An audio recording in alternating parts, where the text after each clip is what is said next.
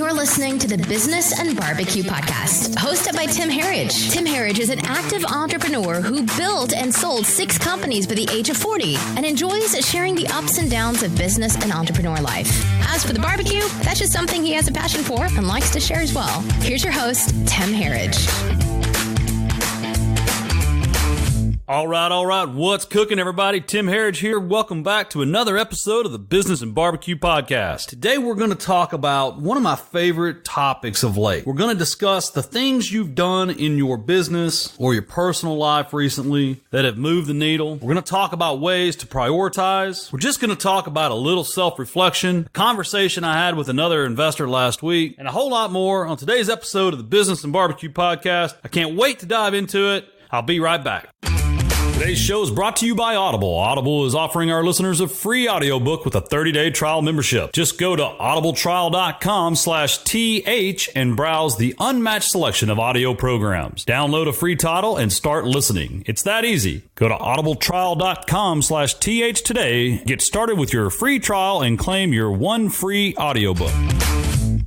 All right, everyone, welcome back. Again, this episode is called Needle Movers. And the reason I want to talk about needle movers is most of you know I'm getting ready to host the first REI Mastermind. The REI Masterminds is a concept I have actually had in my mind for probably 4 years now. It really goes back to the whole reason I kind of give credit to my own success is the people I've met throughout my life that were willing to give to me. And I found a lot of success in my business by going to meetings, going to groups, being involved in organizations that had conferences and conventions. It's no hidden secret that I was a member of the Homevestors We Buy Ugly Houses franchise for a while. And one of the things I loved the most about that organization was the annual convention and the mid-year summit. And not as much from the point of view of the things that were taught. It was more the conversations you have with people in between sessions, the group breakout sessions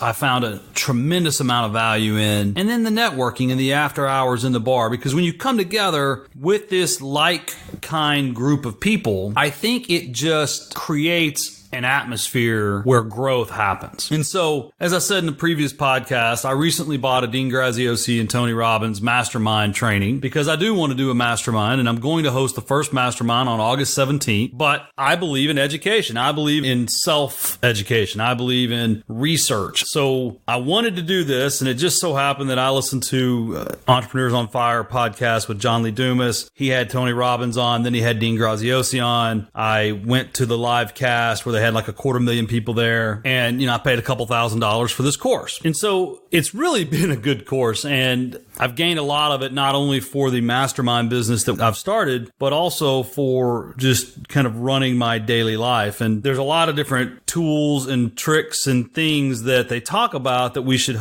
do in the masterminds. And one of them, there was needle movers. And it's just one of those things. I first did this part of the training on a plane flight down to Jamaica, and I was pretty sure that I had really exhausted the topic. But after returning from Jamaica, when you spend a week on the beach, it's kind of hard to snap back in. So I pulled this little tool out and I said, okay, let's talk about the biggest needle movers in my rental portfolio in the last 90 days, this year so far is kind of the way I looked at it. Because more and more, when I look at my businesses, probably the one I work the least on every month is my actual rental portfolio. And it is probably the most performing asset I have. I mean, every month the houses go up in value. And that's not an every month thing. I get it for the skeptics out there. But by and large, every month over a period of at least 3 years, you've got increase. There may be some down periods, not really in the type of houses I personally buy, but the way I look at a rental property, it's an inflation indexed annuity with an underlying asset base. And it's really the perfect retirement. The houses go up in value. They may not this month. There may be a down year or two. Typically when there's a down year or two, then you have a really up year or two that basically knocks it off. So it's definitely a long game investment. As Michael Plack said on our recent episode, there's really only 2 types of investments, right? You either own businesses or you own real estate. Now, some people could say you own commodities or like gold or something, but that's an asset.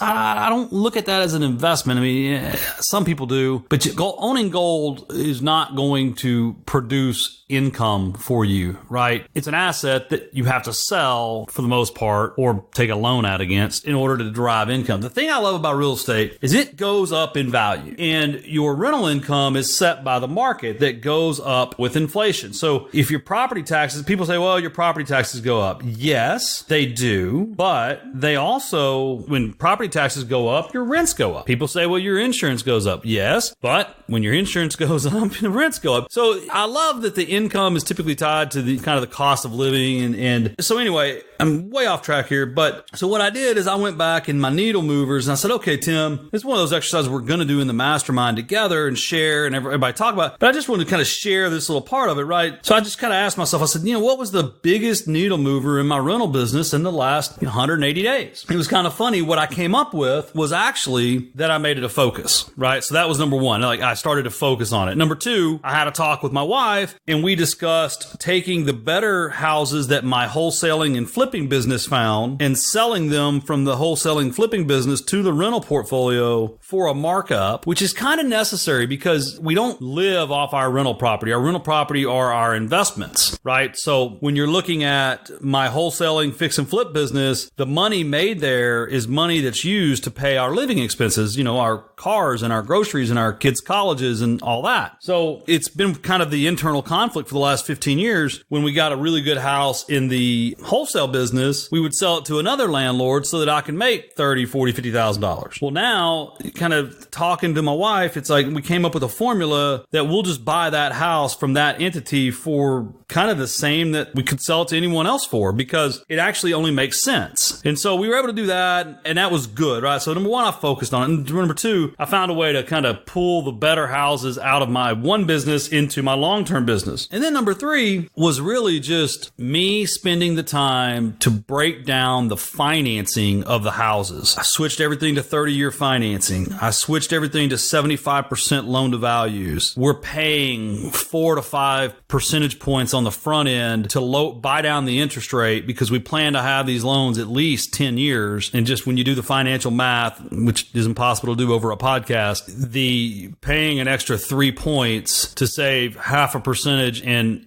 APR after 3 to 4 years, you're at break even. After 5 to 7 years, you're way ahead. After 10 years, it was a home run, right? But also the way these cash flow based mortgages work, and I don't want to turn this into a financing lecture, is the lower your interest rate, the higher your cash flow, which then typically means you can borrow more because the loans are actually kind of limited based off of the loan to value or the debt service coverage ratio, kind of the money that the property makes. So it's actually kind of interesting. I pay the 5 points out of the loan that I'm actually able to borrow more on because I pay the 5 points. So it's like, it's been a huge needle mover because it has reduced our effective cash in the deal by 5 to 7%, which then again leaves equity in the company, which means we can buy more. So we've added 3 or 4 just really good rental properties to the portfolio. And, every one of them has $60,000, $70,000 in equity. They all cash flow $500, $600 net. I mean, it's been fun. So it was important to ask that though, because what takes up my time all too often is my postcards or my Google pay-per-click for my wholesaling business, right? What takes up my time is things that don't move the needle for me personally. And so with this needle mover thing, you can do all sorts of, you can do one of these for every part of your life, right? Like my marriage, what in the last 60, 90 days has helped there? So the next question is, what are 3 positive impacts that have been made, right? And when I look at like what I've done in my rental portfolio, I feel like I'm creating more time for myself because these properties are just so much better that I can't tell you. I mean, the cash flow's higher, the equity's higher, and I can see a point in the future where these houses are worth so much money. That's my retirement. It's always been my retirement. Certainty. I feel like these houses that we're targeting now based off of some of these new strategies I've worked on will provide a more consistent cash flow. I feel like they're in better neighborhoods. I feel like they'll provide more consistent appreciation. I just feel all in all like it's better investing. So I feel like 3 positive impacts. Like I feel like I'm going to have more time. I feel like I have more certainty. The last is like I'm excited about my rental portfolio. I mean, a lot of times it gets in the way. It doesn't really make me money right now, so I don't really care about it. But it's like once you actually start getting excited about it, then you want to work more on it. So I found myself really happy with the rental portfolio. It's led me to creating some new lines of credit. It's led me to exploring some new financial arrangements. And then next question on this thing is how can you add fuel to make it even better? And it's like, oh, wow. Because then it's fun, right? Because I'm already excited about it. So then I start thinking, what can I do to do more of it? Right. And so like my wife and I, we've spent just hours talking about buying more houses from ourselves, right? We've talked about decreasing the make it ready speed because we can refinance these things kind of as fast as we can get them fixed up and rented out. So it's like, it's one of those things I've been thinking like, okay, how can I get them rehabbed faster, right? We're working on that with our property manager. I've been looking at ways. My primary refinance needs me to own it for 90 days. There's a couple out there that are a little bit higher in interest rate that will do it in 30 days. A little bit lower loan to value, but I'm kind of weighing that. And then I told her another way we can add fuel is to make it more of a focus, to have weekly meetings on it with me and her and talking about our net worth and talking about what we can do to make it bigger. Because that, I'm just telling you, like the net worth part of this is the thing that gets really exciting really quickly and it's fun. And then the next question is, what's the number one thing it could do for you and your business in the next 12 months? In life and in business, you get stuck in kind of the work loop, right? Make more money, buy a bigger house, make more money, buy a nicer car, start new business, spend more money. It's this kind of addiction to work, right? I think we as Americans, I feel like we have to work. And so the number one thing that this part of my business could do for me that I was thinking about was I really see a path forward now of how I can stop my wholesale business altogether in the next 12 to 18 months and only buy 8 to 10 rent houses a year. And to kind of fan that fire, we've actually made decisions personally to limit our needs for personal income so that we can actually plow more of our cash into buying more houses and really just taking advantage of what are low rates and, really high demand. And frankly, everybody talks about how expensive the Dallas Metroplex gotten. It's not all that expensive. You still can't build a house for what we're buying these houses for. So as long as that remains the case, I feel like it's a great investment. Replacement cost is one of those things that I look at a lot. And what are 3 steps you could share with the group so they can model it? So what I would do if we were in the Mastermind setting, which is going to be August 17th, in Rockwall, Texas, my hometown, is I'm going to share the financial model that I use for my rental properties, right? I'm going to share the kind of checklist and the criteria that I've set up for my rentals, right? Is it a 3-bedroom? Is it a brick? Is it a frame? That kind of thing. And so we're kind of buying the houses differently now. We're buying based off of a gross yield instead of like a discount to market. We're buying looking at LTV and modeling the financing into the assumptions to where we really know we're kind of looking for any house that we can get in and out of for like 25 grand out of pocket. And that's just different than the way we used to look at it. And it's working. And what I found is the houses it's putting me in are just so much better than the houses I used to get put in. So it's called the Needle Movers exercise. It's one of the things we're going to spend some time on. And at the REI Masterminds in Dallas. Well, it's not Dallas, it's Rockwall, which is next to Dallas, August 17th. If you'd like more information, go to reimasterminds.com. Again, that's reimasterminds.com. The first in-person meeting is on August 17th in Rockwall, Texas. Information about how to apply is on the website. If you're accepted and you decide to join the Mastermind program, we have an online community that we're spurring up where everybody can kind of get to know each other and communicate in advance. But I was talking to this investor earlier this week or last week. We were on the phone and I just said, hey man, what's your biggest needle mover in the last 90 days? Like for your rental properties, for the whole reason, this long-term wealth, this high net worth that we all say we do this business, what's your biggest needle mover? He's like, man, that's a good question. I don't know. And so I just say, no matter what business you're in, I don't think it really matters if you're a real estate investor, if you're a landlord. I don't think it matters if you are an entrepreneur that scalps tickets. I think any business, you can sit down and say, okay, you can be a hairdresser. You can be a landscaper. You can really be in any profession. I think the point is you have to figure out what is making positive impacts and then focus in on that, hone that, and do more of it. Because I think there's a lot of busy work in our lives and there's a lot of things that we're doing that may even make us money, but they don't make us happy and they don't lead to our end goal. So the way I look at it is do this little needle mover test, go through, figure out what's working, figure out what has made a big impact in the last 90 to 180 days, quantify what those positive impacts are, figure out what more you could do to even improve those impacts, and then figure out the number one thing that doing this could do for you or your business in the next 12 months. And I'm just telling you, it makes it more exciting. It makes you want to do it. It makes it become a priority and it makes it fun. So that's really all I have to say about needle movers. We're going to take a quick break. We can come back, talk about my upcoming trip to San Antonio, a little bit of barbecue, and what's coming up the rest of this summer on the Business and BBQ Podcast. Stick around. I'll be right back.